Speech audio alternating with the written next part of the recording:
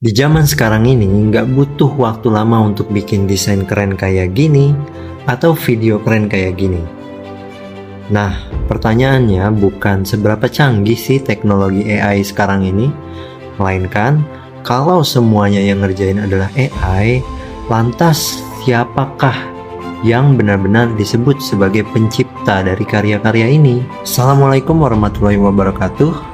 Kenalin semuanya, nama aku Zidan Abdillah, mahasiswa Prodi Komunikasi dan Penyiaran Islam dari Institut Agama Islam Al-Zaitun Indonesia. Dalam video ini, kita akan sama-sama membahas tentang bagaimana AI betul-betul mengubah cara kita bikin konten dan apa sih konsekuensi hukumnya untuk kita sebagai kreator digital di Indonesia. Yuk, simak selengkapnya. Nah, jadi gini, secara teori, kehadiran teknologi itu nggak pernah netral.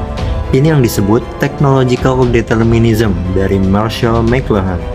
Teknologi itu ngebentuk cara kita berpikir dan bekerja, bukan cuma jadi alat bantu.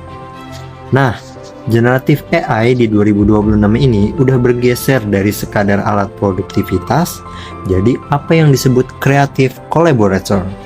Kayak yang dibilang beberapa peneliti teknologi, bahwa AI sekarang ikut nyumbang ide, bukan cuma ngerjain instruksi.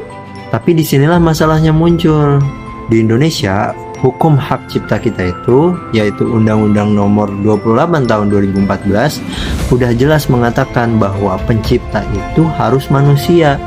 Jadi, kalau ada karya yang AI-nya bikin semuanya sendiri, secara hukum itu nggak dilindungi hak cipta.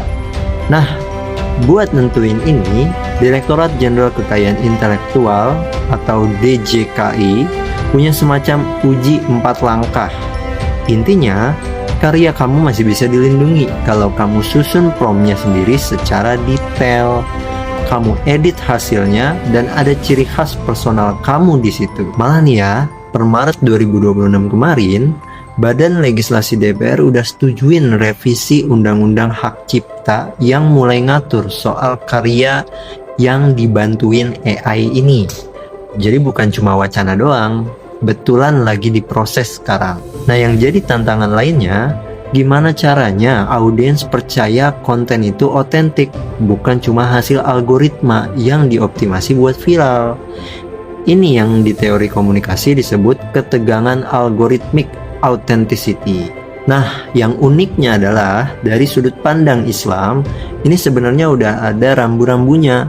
Al-Quran bilang manusia itu khalifah fil ard, pemegang amanah di muka bumi ini, termasuk amanah atas teknologi yang kita ciptakan sendiri. Artinya adalah, secanggih apapun AI-nya, tanggung jawab moral tetap ada di tangan manusia yang memakainya. AI itu alat, bukan yang menggantikan akuntabilitas kita. Terus ada juga prinsip amanah dalam muamalah, kejujuran dalam bertransaksi dan berkarya.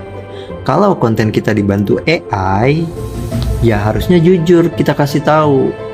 Jangan sampai menipu audiens seolah-olah itu murni karya kita sendiri. Rasulullah SAW juga ngajarin konsep itqan, atau kerja yang teliti dan penuh tanggung jawab. Beliau bersabda, Allah mencintai kalau seseorang bekerja itu dikerjakan dengan itqan, dengan sungguh-sungguh dan rapi. Jadi buat saya, AI itu bukan pengganti kerja keras dan kejujuran kita, melainkan alat untuk mempercepat proses asal kita tetap pegang nilai itqan dan amanah itu. Jadi, generatif AI itu bukan ancaman buat kreativitas kita, dan juga bukan jalan pintas untuk lepas dari tanggung jawab. Kita boleh pakai AI, tapi harus tetap jujur, tetap teliti, dan tetap sadar bahwa kita yang pegang kendali, bukan sebaliknya. Makanya, yuk jadi kreator digital yang cerdas pakai teknologi, tapi juga tetap berakhlak dalam berkarya. Sampai jumpa di video berikutnya ya. Dadah.